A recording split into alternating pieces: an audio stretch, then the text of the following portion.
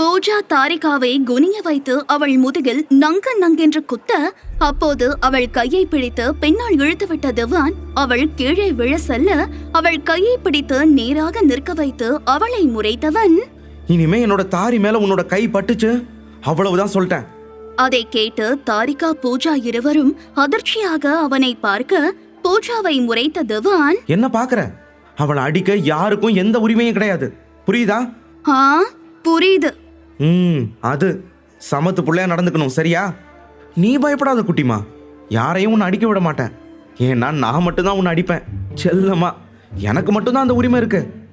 அதை கேட்டு அடப்பாவி என்று பூஜா வாயில் கை வைத்து அவனை பார்க்க, கண்கள் சுருக்க அவனை முறைத்த தாரிகா, செருப்பு பிஞ்சிடும் என்றவள், ஏய் வாய பொளந்துட்டு பார்த்தது போதும் வாடி என்று பூஜா கையை பிடித்து இழுத்து சென்றாள். போகும் அவளை பார்த்து திவான் சிரித்தவாறு இருக்க, அவன் அருகில் வந்த கிஷோர், டேய் நீ பண்றதெல்லாம் பார்த்தா அவளை ஓகே சொல்ல வைக்கிற மாதிரி தெரியல. ஓகே சொல்லலான்னு நினைக்கிறவள கூட வேண்டான்னு சொல்ல வைக்கிற மாதிரி இருக்குடா. அப்படியா இருக்கு? அப்படிதான் இருக்கு. ஓகே மச்சான், அப்போ இன்னும் அவளை டென்ஷன் பண்ற மாதிரி பண்றேன், இப்போ வா போகலாம் என்று கிஷோர் கழுத்தில் கையை போட்டு இழுத்து சென்றான் திவான். அங்க பஸ்ஸில் வந்து அமர்ந்த தாரிகா முகம் கடுகடுவென்று இருக்க, அவளை பார்த்த பூஜா, என்னடி ரொம்ப சந்தோஷமா இருக்க போல? அதை கேட்டு திரும்பி அவளை முறைத்த தாரிகா, ஆமா ரொம்ப சந்தோஷமா.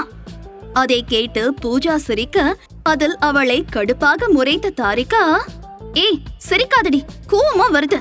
அவன் என்ன லூசு மாதிரி பண்றானா இல்ல லூசுதானா தெரியலையே என்று சிரித்தாள் பூஜா. அதை கேட்டு தானும் சிரித்த தாரிகா, என்னமோ அவனுக்கு மட்டும்தான் என்ன அடிக்க உரிமை இருக்கா? என்ன விலைக்கு வாங்கி வச்சிருக்கானா? அவனுக்கு மட்டும் உரிமை இருக்கா? விலைக்கெல்லாம் இன்னும் வாங்கல, இனிமே வாங்க அடித்தளம் போட்டுட்டு இருக்கான். வாங்குவான். ஆள பாரு, அவன் பண்றத பார்த்தா கோவம் தான் வருது, அப்புறம் நினைச்சா சிரிப்பு தான் வருது. அதை கேட்டு பூஜா எதுவும் பேசாமல் உதட்டுக்குள் சிரித்தவாறு அவளையே பார்த்தாள். என்னடி எதுவும் பேசாம இருக்க? உன்னோட மைண்ட நான் படிச்சுட்டேன். என்ன சொல்லு பாக்கலாம்? இப்ப சொன்னேன்ல, அதுக்கு தானே அவன் இந்த சேட்டை பண்றான். அவன் இல்லாத நேரத்துல நான் இப்படி அவனை பத்தி பேச சிரிக்கணும்னு. சூப்பர் டி, அப்ப அதுதானே உண்மை. அப்ப சீக்கிரம் ஓகே சொல்லிடுவ போல. சீ வாய மூடு, அதெல்லாம் ஒன்னும் கிடையாது. இந்த வயசுல இதெல்லாம் நார்மல், இது ஒரு அட்ராக்ஷன் அவ்வளவுதான். அவனுக்கும் தான். ஆனா அந்த லூசா அது புரியாம லவ்னு சொல்லி சுத்திட்டு இருக்க. அப்போ அது அவனுக்கு புரியவை. சொன்னா புரிஞ்சுப்பானா அவன்? அது எனக்கு தெரியாது, ஆனா பேசி பாரு. இதனால 2 பேர் படிப்பும் தானே பாதிக்கப்படுது. என்னோட படிப்பெல்லாம் பாதிக்கப்படல. ஓகே, அப்ப அவனுக்காக பேசு. புரிஞ்சா ஓகே, இல்லனா நீ அவனை பத்தி எதுவும் யோசிக்காம உன்னோட படிப்பை மட்டும் பாரு. நீ சொல்றது சரிதான், அவன்கிட்ட பேசி புரிய வைக்க பாக்குறேன். அப்புறம் அதுக்கு மேல அவன் இஷ்டம். சரி, இன்னைக்கு அதை யோசிச்சுட்டு படிக்காம வந்துடாத. நாளைக்கு சயின்ஸ் எக்ஸாம் இருக்கு. ஏண்டி அதை வர ஞாபகப்படுத்துற? படிக்கணும்ல என்றாள். பஸ் அங்கிருந்து கிளம்பியது. அதை பார்த்த தாரிகா கண்கள் அவளையே அறியாமல் திவான் பஸ் பக்கம் திரும்ப, அங்கிருந்து அவளை பார்த்து கண்ணை சுமிட்டு சிரித்தான் திவான். அதை பார்த்து வேகமாக இந்த பக்கம் திரும்பிய தாரிகா, ஐயோ லூசு தாரி, எதுக்கடி அவனை பாக்குற என்று தன் மண்டையிலேயே மானசீகமாக கட்டிக்கொண்டாள். நேராக கொட்டினால் அதை பார்த்து திவான் சிரிப்பான், பூஜா கிண்டல் செய்வாள் என்று.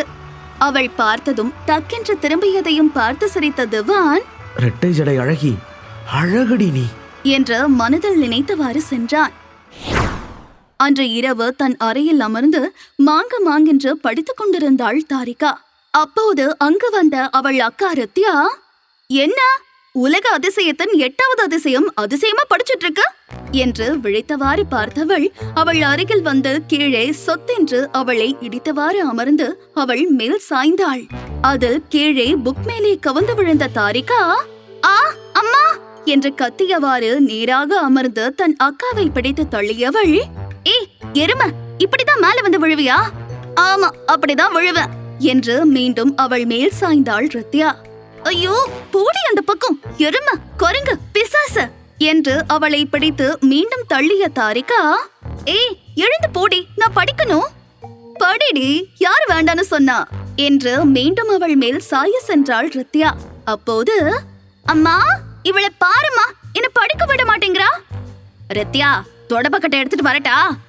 ஐயோ அம்மா, நீ ஏன் கஷ்டப்படுற, நானே வந்து எடுத்துக்கிறேன் தாயே என்று தன் தங்கையை விட்டு வேகமாக எழுந்த ரித்யா, போட்டா கொடுக்கற, இந்த வாங்கிக்கோ என்று அவளை உதைத்துவிட்டு சென்றாள். ஆ எரும மாடு சனியனே, வெவ்வ போடி படிடி மூதேவி என்று கதவின் பக்கத்தில் சென்று நின்று விரலை மடக்கி பழிப்பு காட்டி கூறிவிட்டு சென்றாள் ரித்யா. போடி காட்டேரி என்று தன் பேனா பாக்ஸை தூக்கி அவள் மேல் எறிந்த தாரிகா, இந்த லூசு சனியனால நான் படிச்சதெல்லாம் மறந்து போச்சு, திரும்ப வாடி உனக்கு இருக்க என்று திட்டியவள் புக்கை எடுத்து வைத்து மீண்டும் படிக்க துவங்கியவள் நினைவில் திவான் முகம் அவளை அறியாமல் வர அதில் அவள் கோபம் தணிந்து புன்னகை பூக்க, சோ இப்ப எதுக்கு இவன் நம்ம மண்டைக்குள்ள வரான், டி போட அந்த பக்கம், நான் படிக்கணும் என்று தன் வலது பக்க நெற்றியில் கையை வைத்து இடது பக்கம் தள்ளியவள் அப்படியே கீழே கவிழ்ந்து விழுந்தவளுக்கு சிரிப்பு வர, ஐயோ பைத்திய மாதிரி பண்றனே, அவனை பார்த்து பார்த்து நானும் பைத்தியமாகிறேனே என்று தன் தலையில் அடித்து சிரித்த தாரிகா தன் ஸ்கூல் பேக்கை எடுத்து தன் நெஞ்சில் வைத்து அணைத்து படுத்துக்கொண்டு சிரித்தாள். அப்போது உள்ளே வந்த ரித்யா அவளை கண்கள் விரிய உற்று பார்த்தவள், என்ன பண்ற இவ? அம்மா இவ படிக்காம பேக்க கட்டிப்பிடிச்சு தூங்குறா. அம்மா இல்லம்மா, நான் படிச்சுட்டு தான் இருக்கேன், இவ பொய் சொல்றா. ஏய் இப்ப 2 பேரும் அவ வேலைய பாக்கல, எழுந்து வந்து பெல்ட்டாலேயே வெளுத்துருவேன்.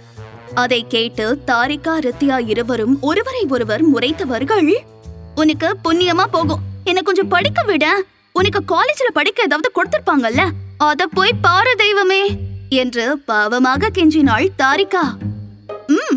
ஓகே, உன்னை பார்த்தாலும் பாவமா இருக்கு, சரி படி, தூங்காம படிடி. நீ வர வரைக்கும் அதை தாண்டி ஒழுங்கா பண்ணிட்டு இருந்த, இப்ப ஒழுங்கா மூடிட்டு போடி. எத?